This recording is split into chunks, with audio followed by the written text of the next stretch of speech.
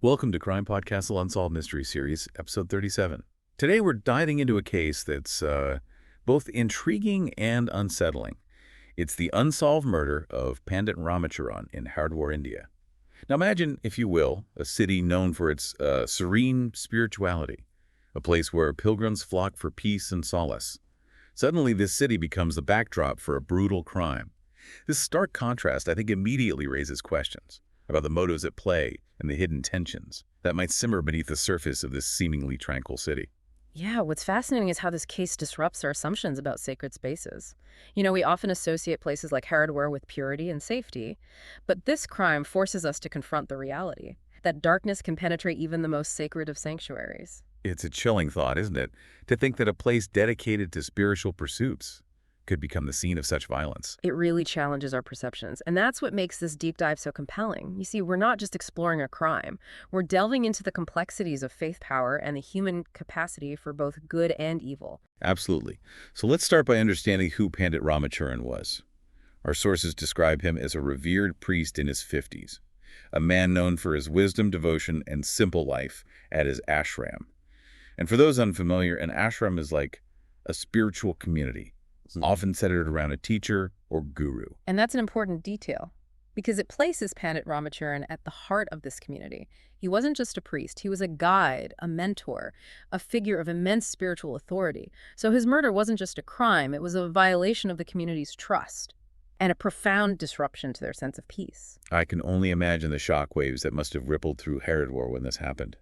To have such a respected figure, a symbol of peace and spirituality, be so brutally taken from them. Absolutely. It's like a crack in the foundation of their belief system. And that's what we'll explore as we unravel the details of this unsolved crime. All right, so let's set the scene. It's April 15th, 2016, a seemingly ordinary night in Haridwar. What do we know about the circumstances surrounding Pandit Ramacharan's death? So, from the information available, it appears Pandit Ramacharan was found dead in his quarters at the ashram the following morning. He was found by one of his disciples. The scene suggested a violent struggle, indicating that the attacker may have had a personal connection to the victim. Wait, a personal connection? Was there any sign of forced entry? That's where things get interesting.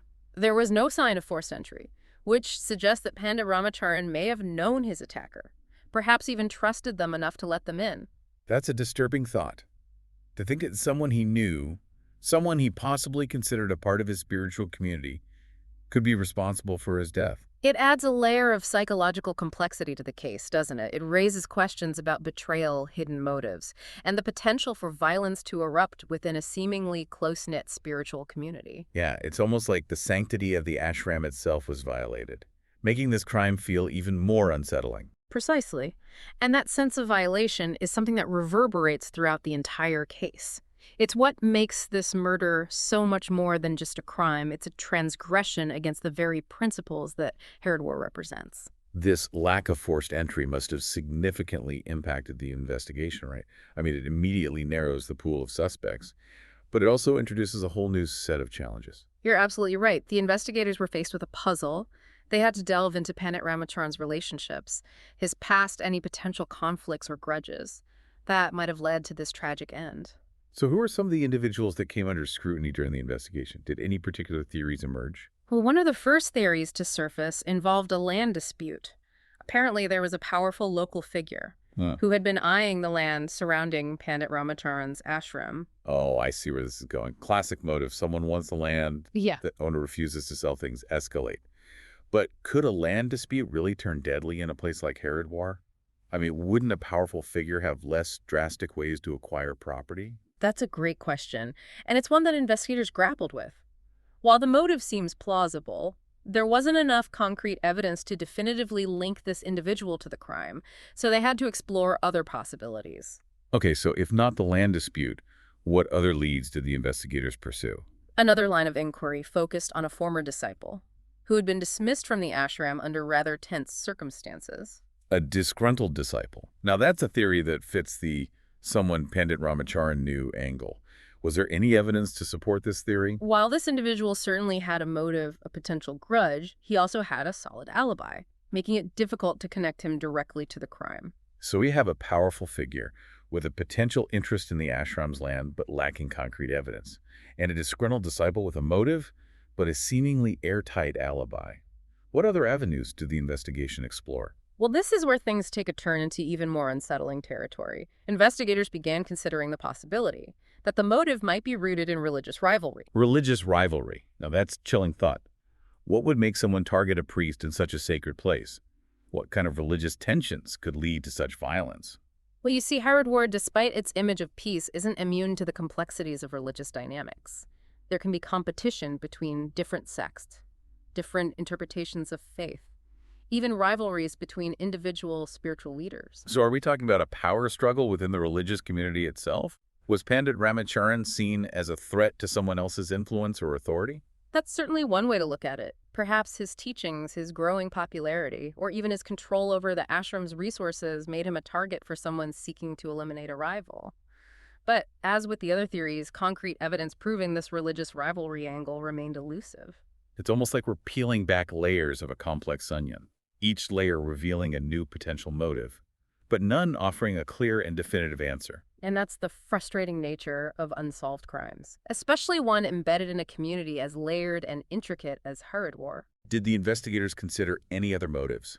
Anything less targeted or more random?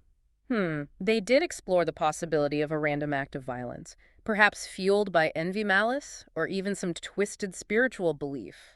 That's a disturbing thought. To think that even in a place like Haridwar, someone could be targeted simply for what they represent, for their spiritual role in the community. It speaks to a certain level of vulnerability that even faith leaders face, especially those who are highly visible and influential.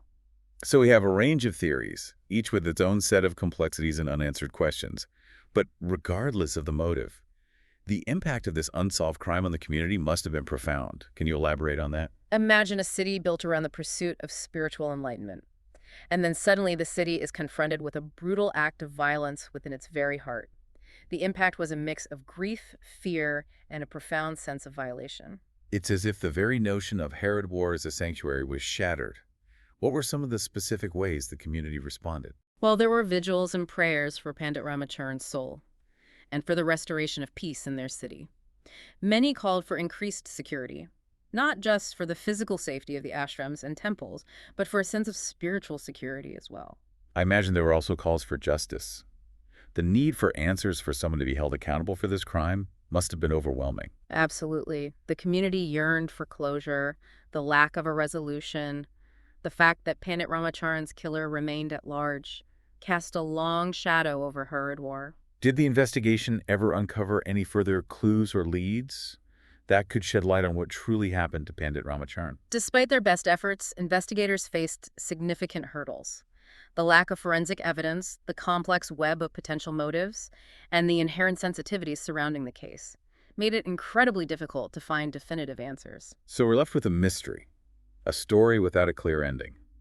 And for the people of the Haridwar, that lack of closure must be incredibly difficult to bear. It's the weight of unanswered questions. Who was responsible? Why did they target Pandit Ramacharan? These questions lingered in the air, coloring the community's perception of their own city. Did this case have any lasting impact on Haridwar's reputation as a spiritual center? Did it affect tourism or the way people viewed the safety of ashrams? It's difficult to... This case really highlights the human element at play in these types of investigations. We've talked about land disputes, personal grudges, religious rivalry, and even the possibility of random violence.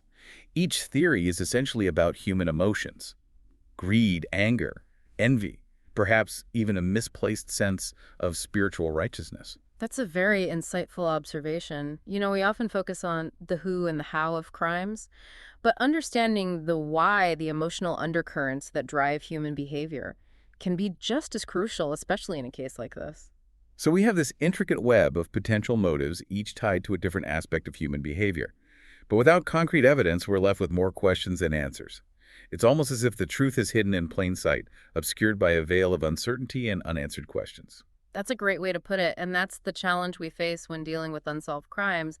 We're forced to confront the limits of our knowledge, to accept that sometimes the answers we seek may remain forever out of reach. But that doesn't mean we stop searching, right? No, not at all. Perhaps someday, new evidence will come to light, A witness will step forward, or someone's conscience will finally compel them to confess. Absolutely. And until then, cases like this serve as a reminder that the pursuit of justice is an ongoing process, one that requires persistence, vigilance, and a willingness to grapple with the complexities of the human experience. Well said.